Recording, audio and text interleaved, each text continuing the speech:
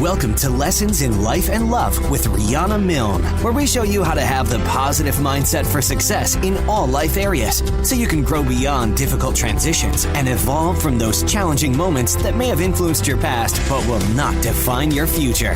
It's time to have the life you desire and the love you deserve, as we teach you the exact skills needed to attract and keep a lasting, emotionally healthy and conscious relationship. Now, please welcome your host, certified life, dating, and relationship coach, trauma professional, and best-selling author, Riana Milne.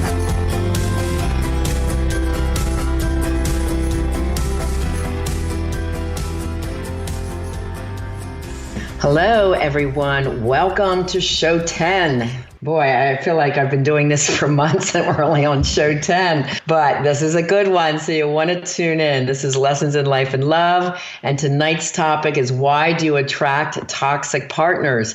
How to spot the emotional manipulator, including the narcissist, borderline, and bipolar personality types. Such an important topic. So I am Riana Milne. I am a global certified life, dating, and relationship coach and clinical trauma professional and a #1 best-selling author. This educational podcast airs every Monday night from 6 to 7 p.m. Eastern Time and helps adults of all ages to heal from past childhood adverse events and abusive relationship trauma or difficult life transitions that are impacting them today as women and men in both life and love. So you can learn to transform a negative fear-based mindset into a positive and purpose-filled, conscious and evolved mindset to achieve success in all life areas, no matter your age, whether you're straight or LGBT, or if you're single or in an exclusive relationship. You definitely can have the life you desire and the love relationship that you deserve. Do take advantage of getting your personal questions answered by me tonight during this live radio show. Just call in between now and 6:45 for free advice. And the number is 866-451-1451. That's 866-451-1451, and have your question or comment ready when you call in to talk to me. And if you can't wait and really want to meet with me personally and discuss your situation in detail, all you have to do is simply apply for a free life and love transformation discovery session. It is a $500 value. You just go to my website, rianamilne.com, fill out the pop-up form, tell me your story, and I'll see how I can help you best. All those letters are read personally by me because I totally understand the confidentiality factor. Now, let's get started. And remember, if you hear something you know will benefit a friend or loved one, please be an angel of love and share the show link. And you can get all the show archives now at my new podcast website, which is lessonsinlifeandlove.com. And you can also hear us on iTunes, Spotify, iHeart, and TuneIn Radio. So whatever the listening platform of your choice is, please go in there and rate the show and leave me a comment or a question. If you do have a question, just write me directly on my website, link at lessonsinlifeandlove.com. It is finally up and all 9 shows are on there for you to listen to. So let's get right to this topic and start out with why are you attracting toxic partners? Then we're going to go into the definition of that. What is codependency? What is RRS, which is relationship repetition syndrome? What are the signs you're settling for less than you deserve? What are some of the traits from the red flag warning checklist when you're out there dating? What are the emotional manipulators? How do we describe that? And we're going to go into 3 of them tonight: the narcissist, the borderline personality trait, and the bipolar person. It's so important for you to know and understand.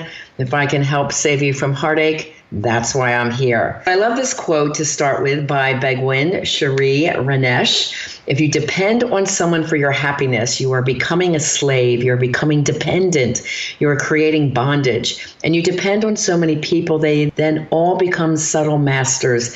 They all exploit you in return. And there is definitely a difference between emotionally healthy, conscious, and evolved love, which is very deeply ingrained in spirituality, and love that comes from the ego sense. That's based totally just on attraction, or what people call chemistry, which is one of the worst ways to fall in love, and other shallow aspects of a person. It's really important to know the person, the character, the qualities of someone when you're looking for a good quality relationship. The victims actually of an emotional manipulator are often exceptionally kind, forgiving, generous, caring, honest, hardworking, spiritually based, intelligent, socially confident, and accomplished people. They often help anyone in a pinch and make a loyal, lifelong friend. They also could be considered sometimes codependent, selfless, giving, people-pleasing, and compromising, all as a result of their childhood relationships and the way they choose to cope within their family situation. The emotional manipulator is defined as selfish, controlling, distant, and self-centered, and they love to fall in love with the person I described prior. They're immediately drawn to them. The emotional manipulator does crave love, and they go off after that soft-hearted person. They are irresistible, and they compel the codependent to fall in love with someone appearing to be a perfect psychological and physical match, but who later becomes abusive, self-centered, demeaning, and dishonest. So this attraction is so strong that both partners feel addicted to each other and stay in the relationship no matter what the cost. Now, again, you don't always know that they're going to be an emotional manipulator up front because they're very good at their game. So sometimes it takes a while. But the person that's able to leave and trying to leave in a kind and loving way, they often get hurt in the process because the emotional manipulator is so angry and toxic and destructive on the back end. Very often, the seductive, lust-filled romance, a movie type of courtship, falls way to a painful pattern of unhealthy love, deceit, dysfunction, then again, rekindled hope and passion, and then further disappointment. It's a horrible toxic cycle. The pair is often seen from the outside as a dream couple when other people witness their intense love, attraction, and affection for one another. Few realize, though, that the dream state of this relationship that seems perfect will soon segue into cheap drama, heartbreak, and failure. Both partners may have endured in their past a dysfunctional family pattern that included some form of neglect, abuse, or abandonment. The toxic partner may have one of three personality disorders: antisocial, borderline, or narcissistic. He or she is often addicted to cheap drama, sex, drugs, alcohol, seductive romantic love, and spending money or gambling. A relationship that was once a sexual high full of lust, emotional validation, and excitement for the toxic partner suddenly feels restrictive. This leaves the toxic partner with a desperate need to escape when the relationship faces any difficult challenges of basic daily living. They may act impulsively or destructively to sabotage the relationship, so it could end suddenly. And then once out, he misses and craves the emotional connection and attention that the kind codependent offered, leading him back to the same partner, and the seduction phase begins all over again. These unhealthy patterns are definitely the direct result of early childhood traumas, causing repetitive, lifelong relationships that are often painful and dysfunctional. What once served as both an unconscious and conscious means to survive early childhood trauma later develops into habitual behavior and attraction blueprints that are very difficult to change. The person who is drawn to a toxic partner frequently has deep-seated feelings about love and routinely chooses harmful people, all unconsciously, despite their conscious desires not to do so. It's almost as if they were forced against their will and are wildly attracted to the same type time after time that will only bring them despair. Their unconscious mind rules this insanity and creates an irresistible attraction, which people call chemistry, towards a certain type of partner. Without the knowledge and the education, and this is the type of coaching that I do, why they do what they do, that they are pulling from unconscious patterns from their childhood, they're going to live a life of brief, whirlwind, romantic excitement and sexual highs that lead to unfulfilled love and painful relationships. So that's really what the toxic relationship and partner dynamic looks like. So what is codependency? Let's talk about the kind codependent who's just trying to love someone. Yes, they do still have childhood trauma, but they're not destructive. They are very supportive. Their love patterns can include, let's say it's the woman who's codependent on her man. So she falls in love with what she believes to be the toxic partner's potential, and she thinks she can fix him if he needs help, and he often asks for help. She's lonely and settles for the toxic person despite sensing that something is wrong, and they just keep hanging in there because of the romance and passion so deep. She believes her partner's insensitivity or jealousy shows care and love for her. She loves the drama of the chase or seduction. It feels like a high to her. She's afraid to speak up. Instead, she avoids conflict and lets her partner take control. She just doesn't want to cause conflicts, problems, or anger. And she often just looks over some things that she should really be taking seriously. She feels sorry for her partner's horrible childhood and has this loving compassion for them. She doesn't trust her own instincts and stays in the toxic relationship after discovering deception. And that's the real part of pain and survival. If you notice the toxic partner's traits, as soon as you do, that's when you should move on. She loves a few traits about her partner, but ignores the red flags of several toxic behaviors. She believes she can tame her wild partner and thinks he will settle down once they are married. Or she believes that just because her toxic partner cheated on past lovers, their own relationship will be different and that he'll act honorably this time. So remember that you can never change another person. It's essential to discuss background histories during the first or second date. And if you discover signs of cheating or toxic behavior, believing that this love relationship will be any different because of you just becomes wishful thinking. That player mentality, by the way, rarely changes. The major reason you feel so addicted to the toxic person is that he does have some positive quality, and the unconscious pull is happening for you due to your past childhood trauma. He can be extremely romantic, tell you how different you are from any other person, make you feel cherished, beautiful, and wanted. Yes, these are all lovely qualities. You can see that he's strongly attracted to you. There are reasons you hang in there so long, hoping to get back that beginning spark, but you need to love yourself more. You need to think and feel that you really deserve to receive healthy, stable, loving relationship and a partner. Toxic people have a specific pattern of repeating the same poor behaviors in each relationship. Then they blame their partner. Their immature conduct is selfish, rude, deceitful, manipulative, cold, controlling, and passive-aggressive. Let's give this example. A womanizing man will not be faithful for long in an exclusive relationship, even though his partner is devoted, beautiful, and sexually attractive and pleases him. He'll try to convince you that he cheated only because his wife was nasty, cold, or impossible. Remember, there's two sides to every story.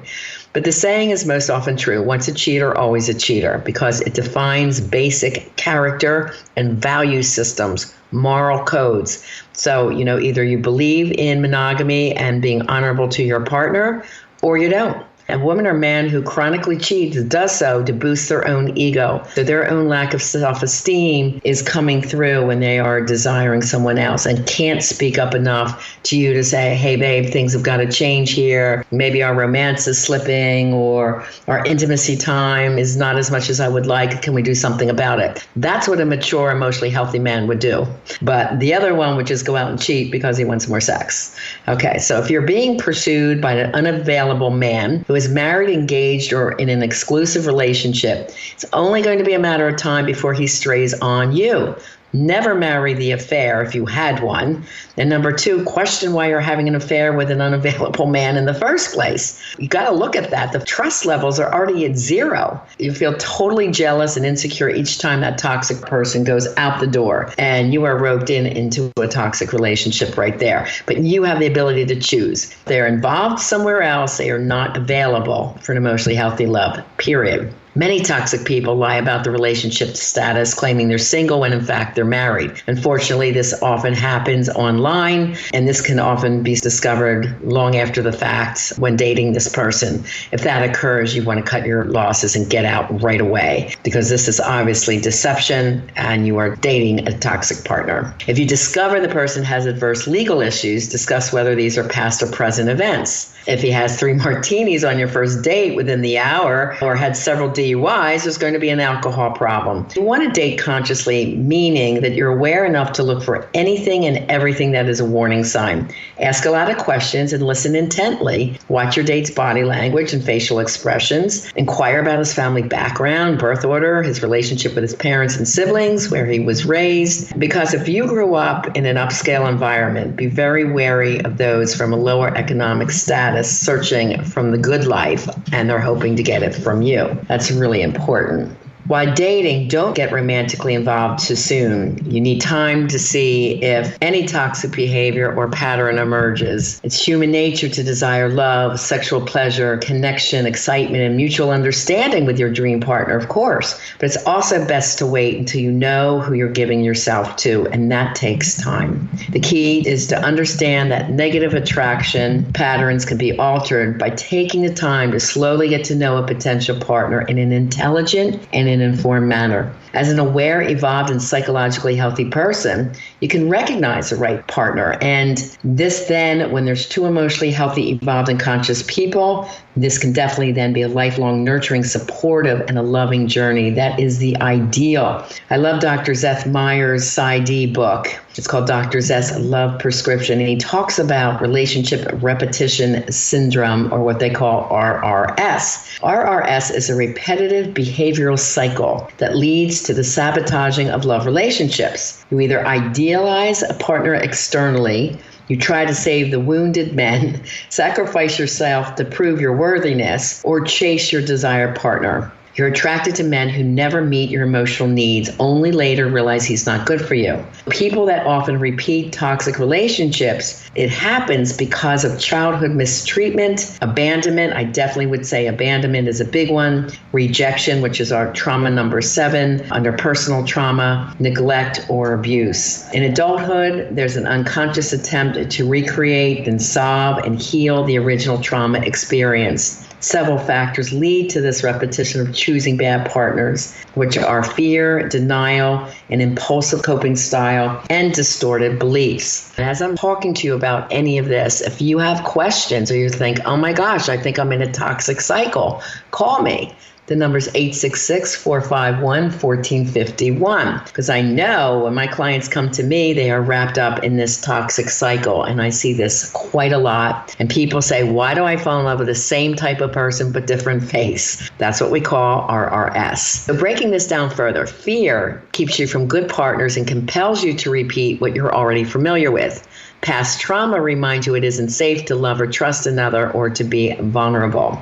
Denial of past anger, sadness, emotional needs, or painful feelings is ongoing. You must be accountable for your role in the dysfunction of any relationship, past or present, and stop blaming your partner. Step up, recognize what you might have done, and be consciously aware of it. And this is where you can correct your faulty behavior patterns from your childhood situation, because lack of accountability obliges you to repeat the same patterns. So once you know what you're doing wrong and you say, I want to do better, this is the beginning of your healing journey. An impulsive coping style involves behaving without thinking of the destructive consequences. This includes jumping into a relationship too quickly. You could have been bored, sad, lonely, and this includes addiction to high drama. I hear a lot of people say, well, I'm getting out of a bad relationship and I need time to heal, which is fine. And they should become educated. It's a perfect time for coaching with me. But when they keep waiting too long, then eventually they get so lonely. The first people wanting to give them time and attention, they often choose. And then it's toxic because they're just falling in love due to the loneliness factor.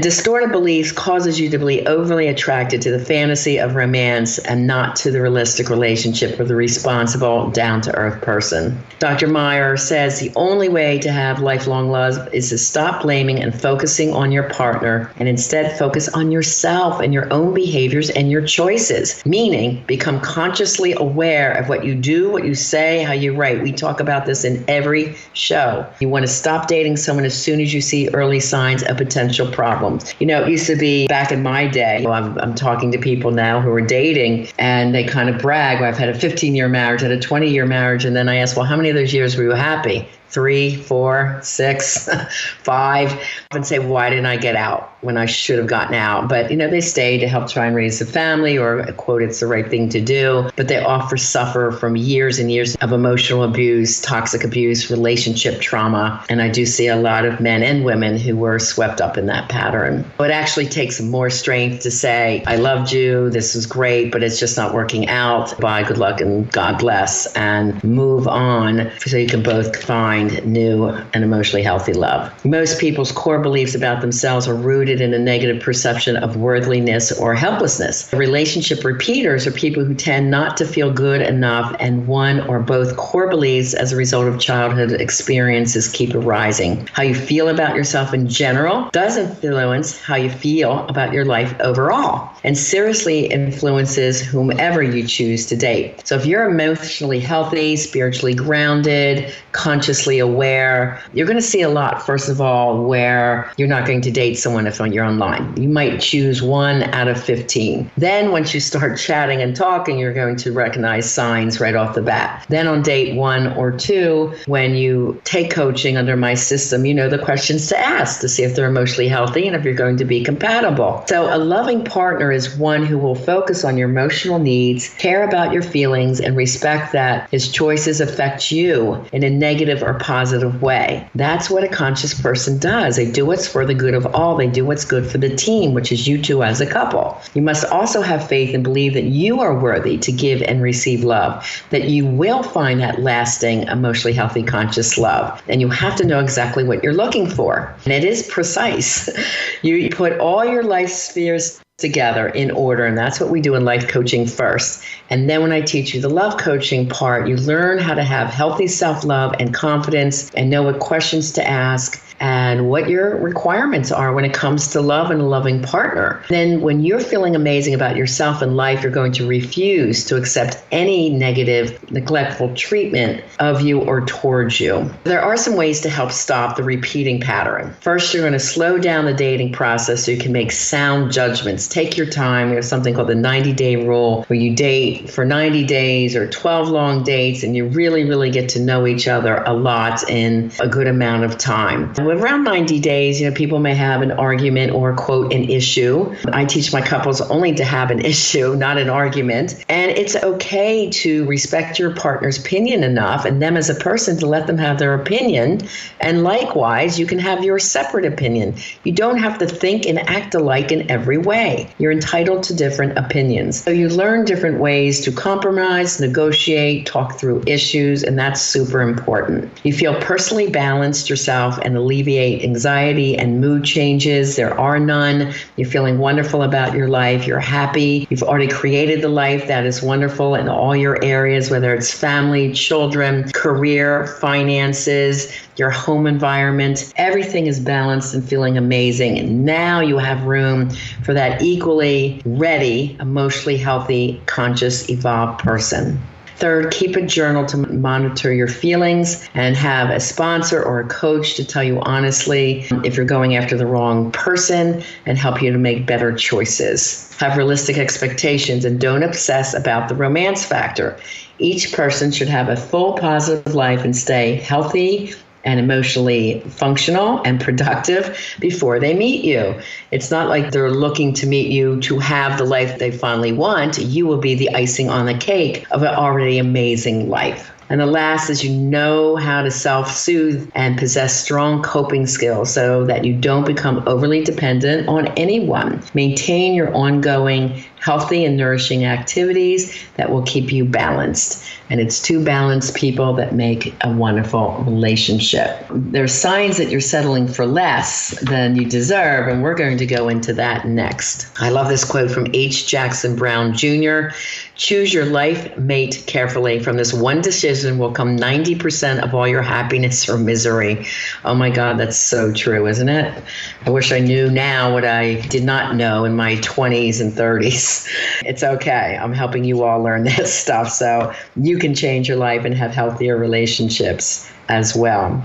Emotional manipulators, let's go into that. They are considered toxic people because of the pain and destruction they create. They're self-centered and they are habitually attracted to the codependent or the loving and giving partner. This leads to the strong chemical magnetic attraction that resists change and leads to repetitive breakups, broken promises, and abusive relationships. Toxic people are resistant to therapy because they believe nothing is wrong with them. They're going to blame you and say it's always your fault. And in most cases, Conventional therapy does not change these personality types. However, with intensive coaching, which is what I do for those with childhood trauma, I have seen these types change when they understand what they're doing and why. Because my quote is, you cannot change what you don't understand. And disliking being alone, the emotional manipulator seeks the codependent to take care of them. Initially, when the manipulator feels desired and indispensable, is taken care of by their devoted partner, this dance of the new relationship moves well and is full of love and passion. But the manipulator's constant control, demands, put-downs, perfectionism,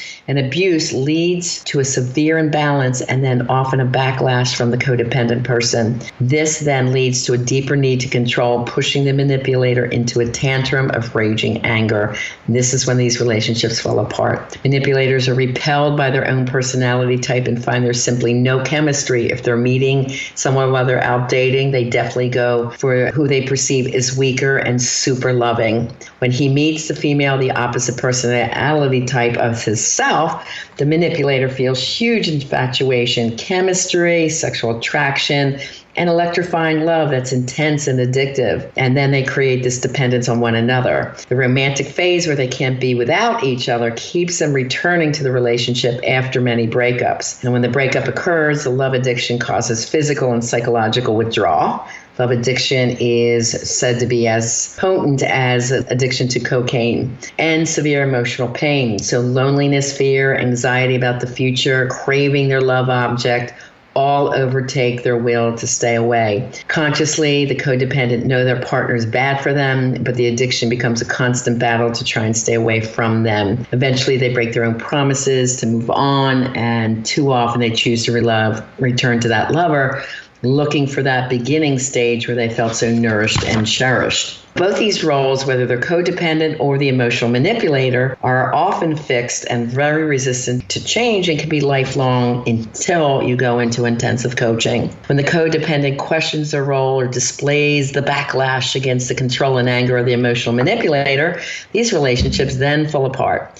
And the controlling person is actually weaker than the codependent. That's often the case, whether professionally, financially, or in self-esteem. The codependent, if they wait too long to take back their power, the controller will destroy more than just the relationship. They're trying to destroy their reputation, them financially in any way with their anger. So if you sense you have this type of person, the sooner you leave, the better. Stable relationships require healthy values and balance in each partner, and they both need a significant level of self-worth, respect, self-esteem, and strong personal boundaries that protect them from the unhealthy love.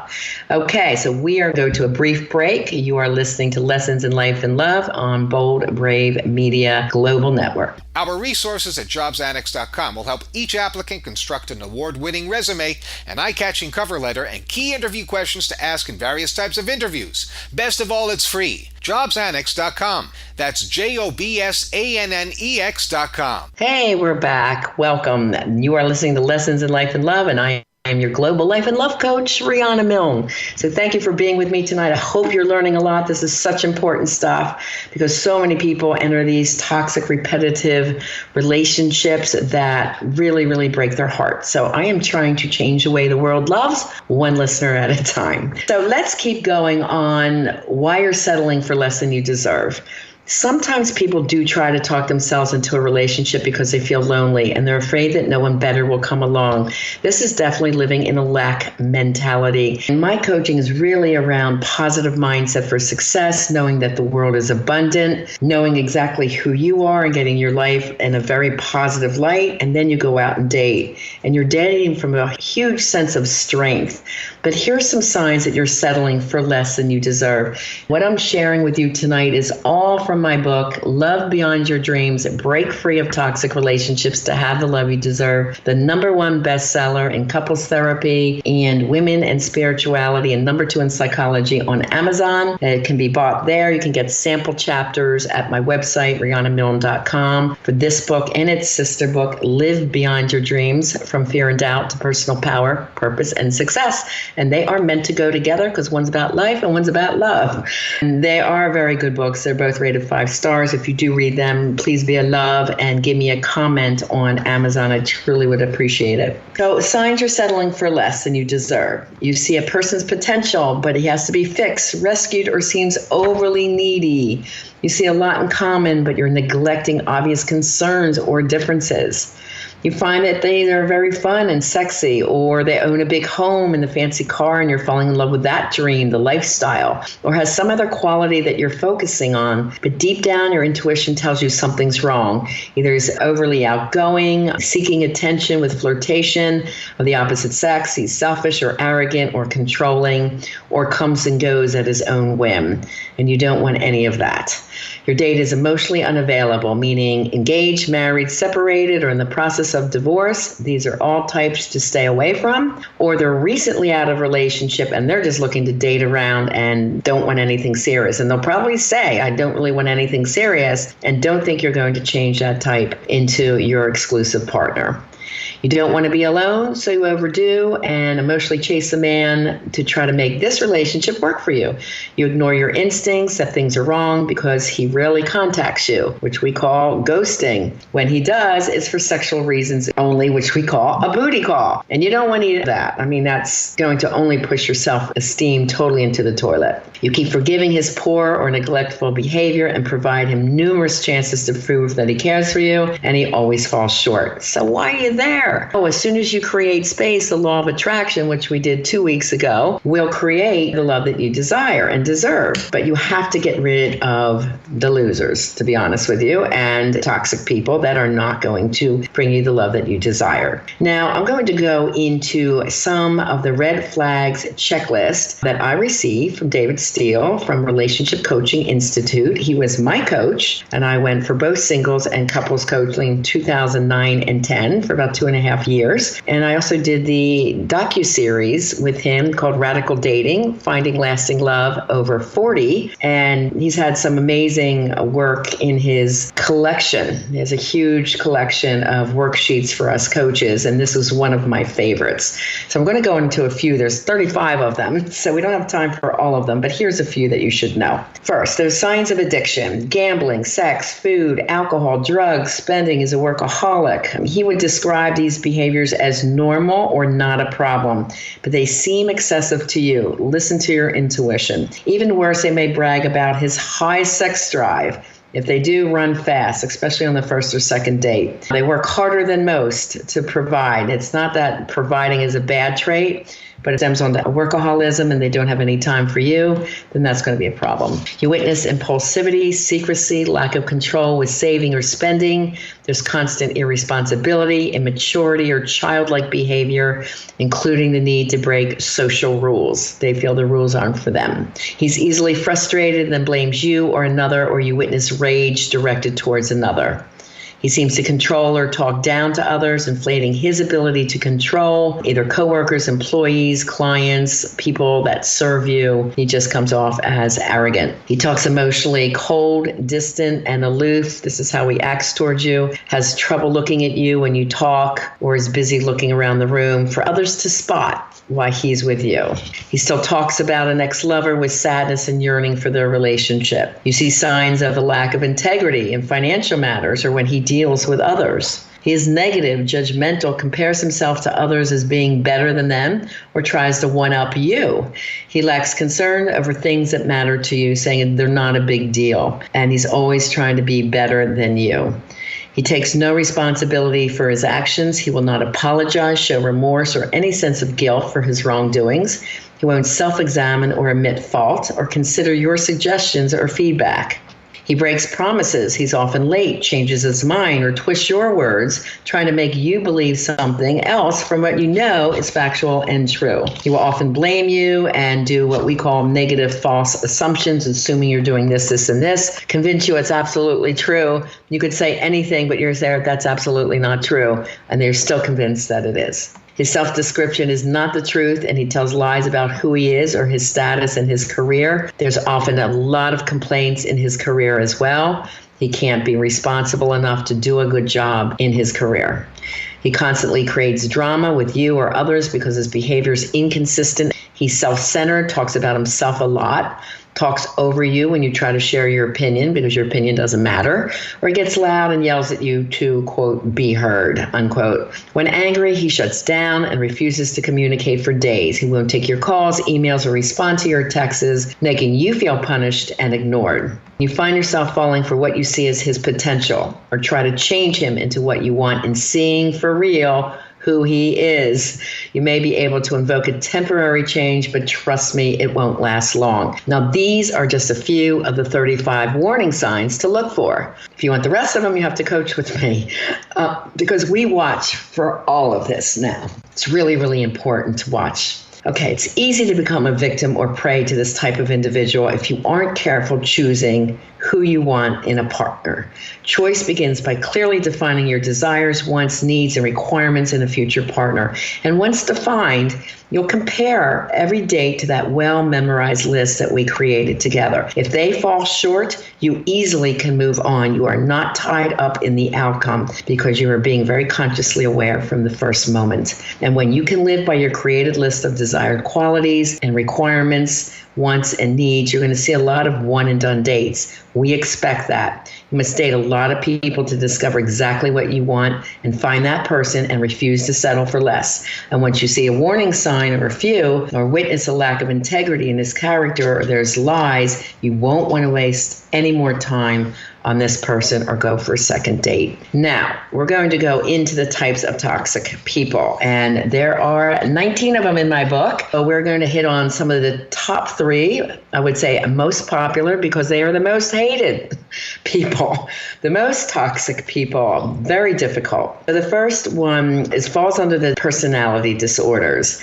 borderline, bipolar, narcissistic, antisocial, sociopath, psychopath, obsessive compulsive, avoidant, and schizotypical type. And these people are very difficult to treat. They create repetitive crises within all the relationship and require more time in coaching than any other type of client. If they go, and they rarely choose to go because they believe their partner is always at fault and their motivation to change is very low. They may go once or twice. They'll put down the therapist, so you'll have to see 6 therapists in a row because they're not the right one. Anybody that does not agree with them, they're going to call crazy and they don't know what they're talking about. It's so textbook. It's so ironic when somebody comes in like that with me, and I just kind of laugh to myself. I said, okay, well, here's a sociopath. And we just know it because their type is so well defined. They rarely see anything wrong with themselves. They won't apologize. Instead, they always blame others, meaning you, the partner. They create many challenges with hidden agendas and generate severely toxic relationships. So let's go into the narcissist first, because this is one of the hugest buzzwords that I hear today. Oh, they're a narcissist, they're a narcissist. I said, no, honestly, they're probably a sociopath who is always a narcissist as well, because all emotional manipulators and toxic partners have narcissistic traits. Okay, now in the DSM-4, which is our diagnostic models for psychotherapists, here's some of the traits. These all start in early adulthood. There's a grandiose sense of self-importance, arrogance, and haughty attitudes as they look for excessive admiration from others. 2, they exaggerate their talents and achievements and are preoccupied with fantasies or behaviors of unlimited power, beauty, success, or an ideal love. 3, they expect to be recognized as superior without the matching achievements. 4, they have a sense of entitlement and unreasonable expectations from others. They want everybody to be perfect for them, and they only want to associate with other special or high status people.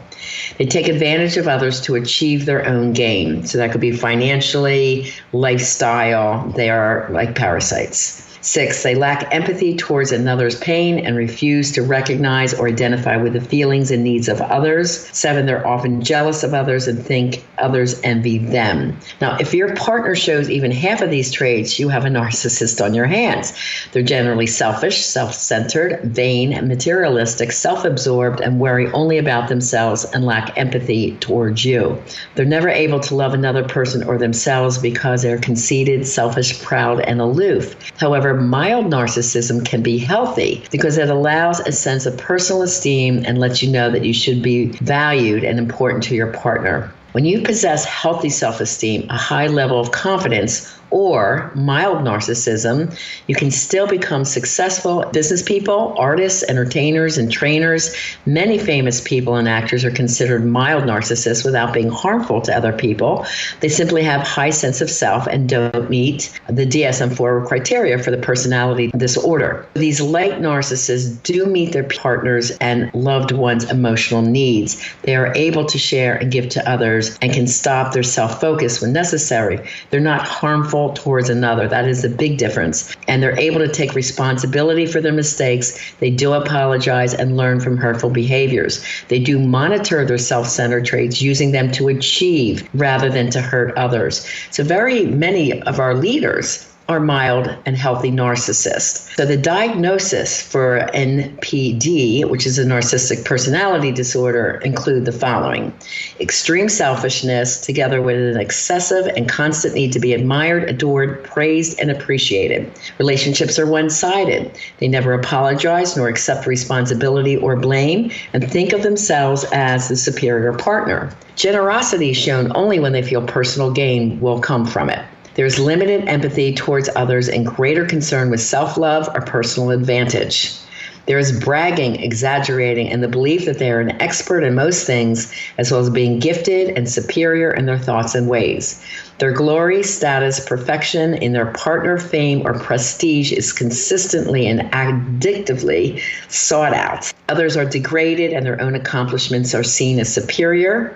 They are unreasonable expectations from others. They include being highly perfectionist about their partner, with special and favorable treatments expected from them. And this may occur with other addictions. So they become overreactive about being judged and are very sensitive to criticism. They'll make excuses for their action. They deny the truth, lie to you, blame you, and refuse to apologize. These defensive actions are severe when they perceive you are mistreating them.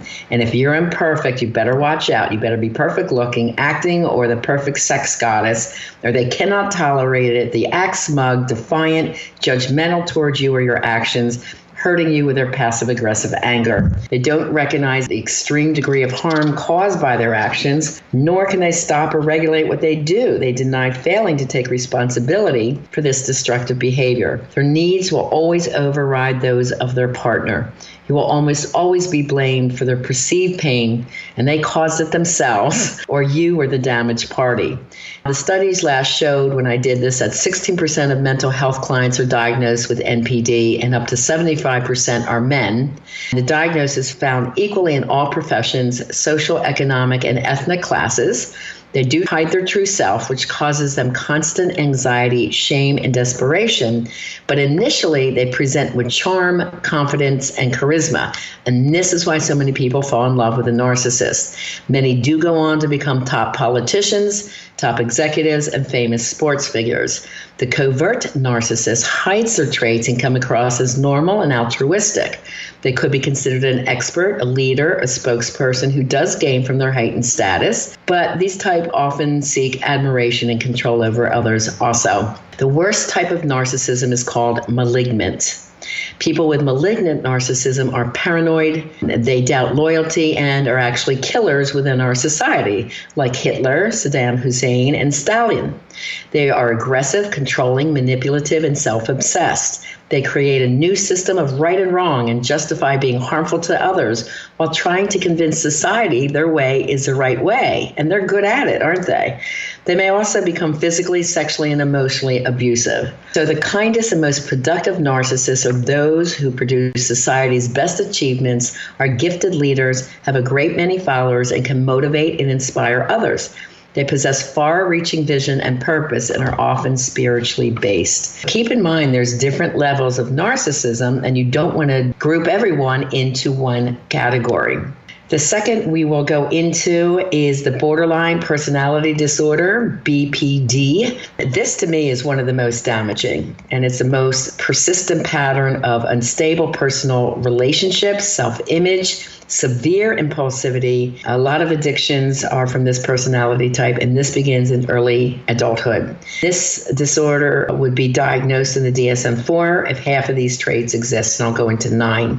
Instability in thinking, behavior, moods, self-image, and personal relationships. desperate efforts made to avoid imagined or real abandonment, unstable, intense interpersonal relationships having extreme devaluation and idealization of their partner. Very moody, very love you, hate you, love you, hate you. Actually, there's a TV commercial on Stanton Optical right now. This guy's flitting around. He goes, I love you. And he goes, I hate you. That's borderline right there.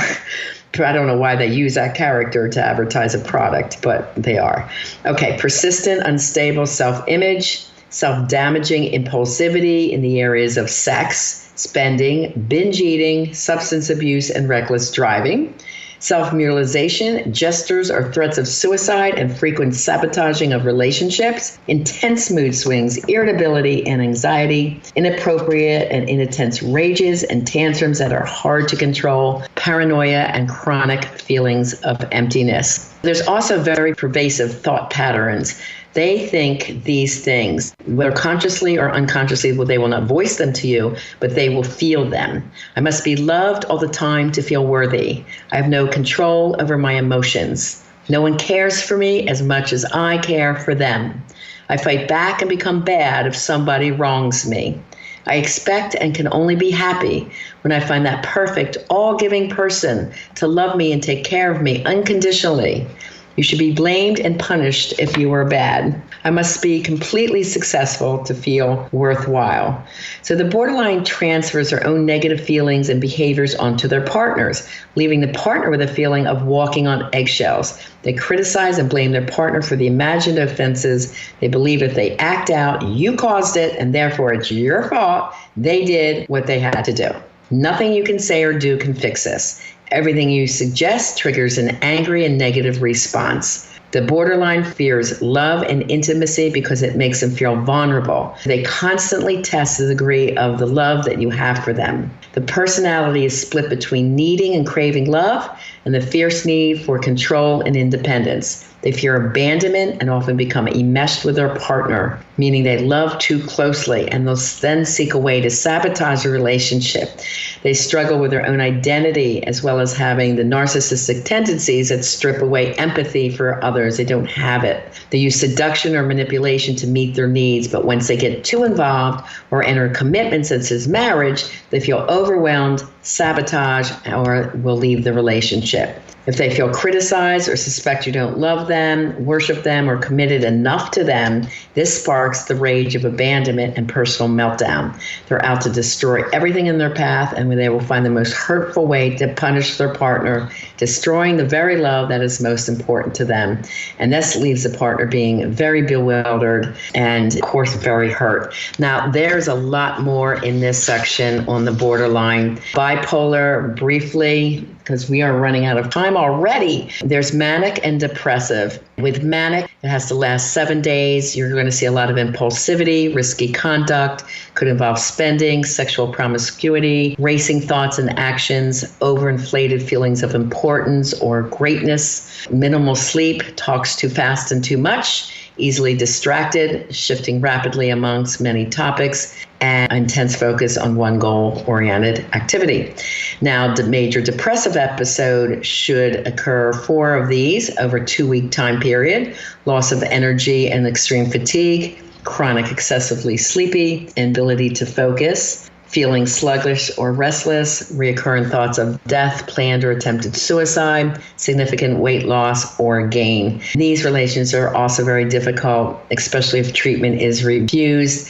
Medication that can stabilize the mood, such as lithium along with antidepressants, can help control the substance. Getting enough sleep, exercise, eating healthy, limiting alcohol and caffeine are recommended. However, 90% of these marriages fail. So knowing early on if your partner is bipolar gives you the option to leave this high-risk relationship early on. That is just 3 of the 19 personality types that can break your heart. I want to finish by our inspirational reading. It says, day by day I am changing. Today, I will turn all my present disappointments into new meaning for myself. The more I venture out and take risks in business or with male-female relationships, new ideas, the less fearful I become of blocks in my road to recovery. I can turn all disappointments into thankful learning experiences. I will also trust that my higher power will guide me through difficult obstacles and lead me on the right road. In my family of origin, I suffered many disappointments. Now I can see that disappointments can teach me to be thoughtful and can spur me to persevere with my plans, projects, and healthy emotional love. I will not let obstacles set me back on my journey to love. Recognizing my power-filled being, I depend on myself and good knowledge to change. And that's from Daily Affirmations from Raquel Lerner. So guys, we are soon wrapping up. Next week, we're going to go into falling in love with a con artist, sociopath, psychopath, a chronic cheater, oh my, and other toxic partners. So make sure you tune in. If you have any questions, write me at my new website, lessonsinlifeandlove.com. You can also call in next week. Write down the number, 866-451-1451. I appreciate you sharing the love and this link on the listening platform of your choice. Be sure to join me next week live on Bold Brave Media right here at 6 p.m. Eastern Time. We are on iTunes, Spotify, TuneIn, iHeart, and of course, all the show archives can be found now on lessonsinlifeandlove.com, the website, so you can share with your friends right from there. And all 9 podcasts are currently there, and they do arrive there by Thursday. So transformative, that's all we have time for today. Thank you for tuning in tonight. And please tell your friends who you love and care about to join us next week. I appreciate you sharing the love and helping me change the way the world loves. And as always, I am here to help you have the love you desire and the love you deserve. God bless and have a beautiful week.